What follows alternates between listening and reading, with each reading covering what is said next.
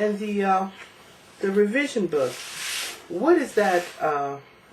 What does that basically say in it? Because I saw the one you just showed me is more detailed. It's got graphs. It's telling me what this book is truly about. But that one, for it to be just 3 pages, what is it about? I mean, the introduction can't mean too much if it's only 3 pages. When you just showed me 22 pages. It really says a lot about nothing.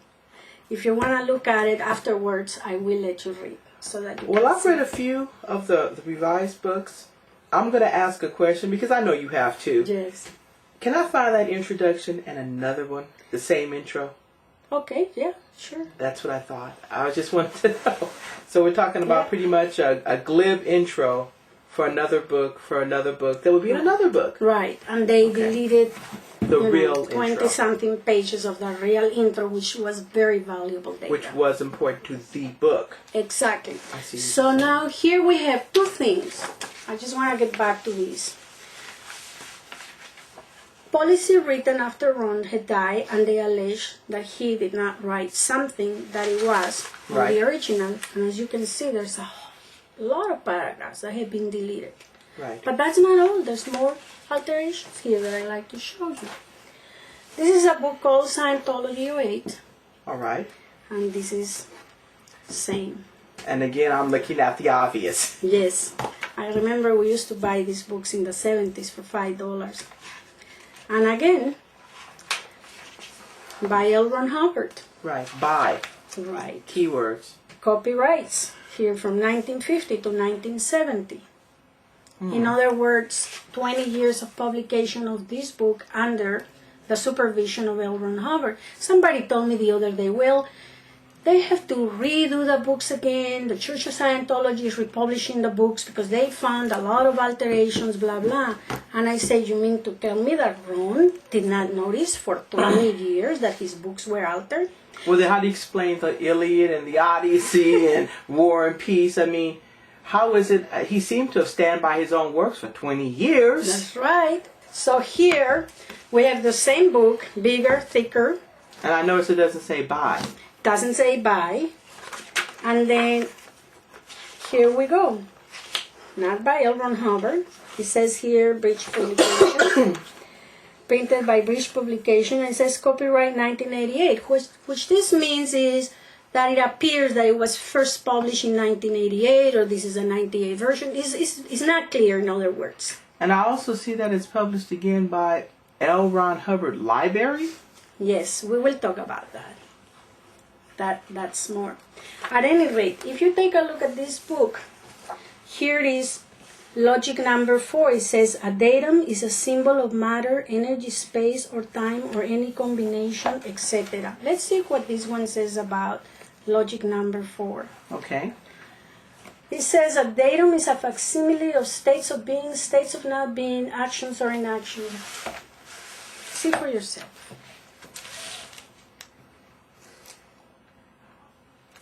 Wait, but see, this is more. This is telling me more. Well, it's telling you something completely different. This is almost like looking at a wall, but this is telling me there's something around that wall. Right. So now look at this.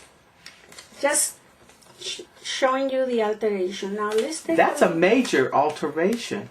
Definitely. But that's not all. There's more than that. Let me show you another one here. I'm looking for the axioms. Here we have axiom number 3.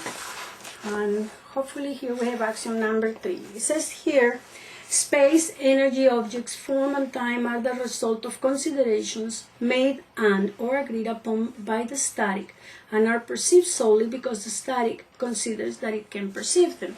Okay, now I remember studying that. But look at this.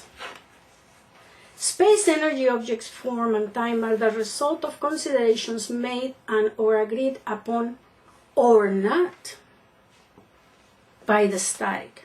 And then the rest is the same, but they took the word or not. In other words, it doesn't show that the person can agree or not on things. That takes away a major part of that axiom. Exactly. In fact, they just rewrote the axiom completely. You bet. So in other words, what you're saying is either we agree, but there's nothing else, And Right. when in fact it says we have the right not to. We have Right. the ability not to agree, to not agree. Exactly. It's just that way. And that just took it away from me. Now I want you to take that sounds degrading.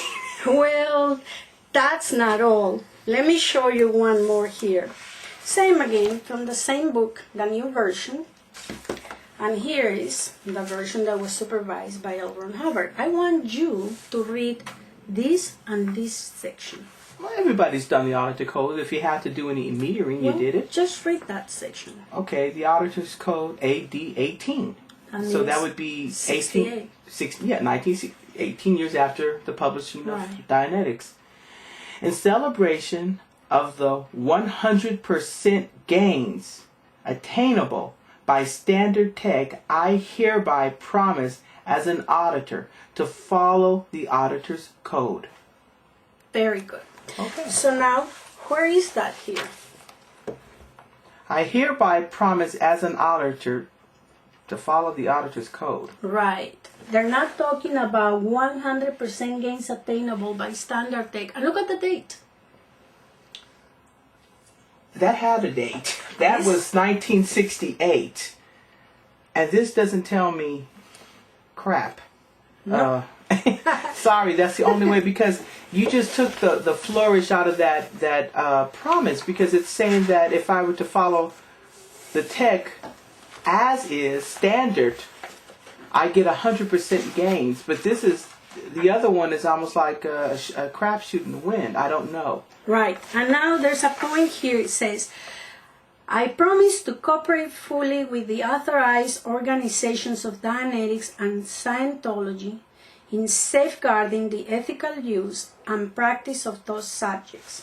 Yet on this one, it says, I promise to cooperate fully with the legal, not authorized, legal organizations of Dianetics and Scientology as developed by L.Ron Hubbard.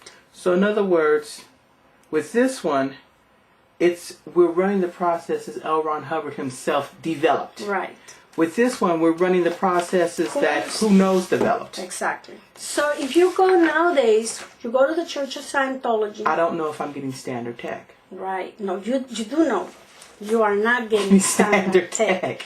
In other words, I came to Scientology to learn the teachings of L.Ron Hubbard. Right. This. And this is what people, they all come to Scientology to learn the teachings of L.Ron Hubbard. So in other Absolutely. words, people think that they are getting the works of L.Ron Hubbard, but they are not. Wow. Yes. Hold on, I have to get around that one. Wow. So when you get auditing there, what am I getting? you're not getting as developed by L.Ron Hubbard. What am I gaining? And you are not promised. Well, the tech is good and you might get some gains, but you're not getting 100% standard tech. And I'm going to tell you what you gain, okay? There's another reference.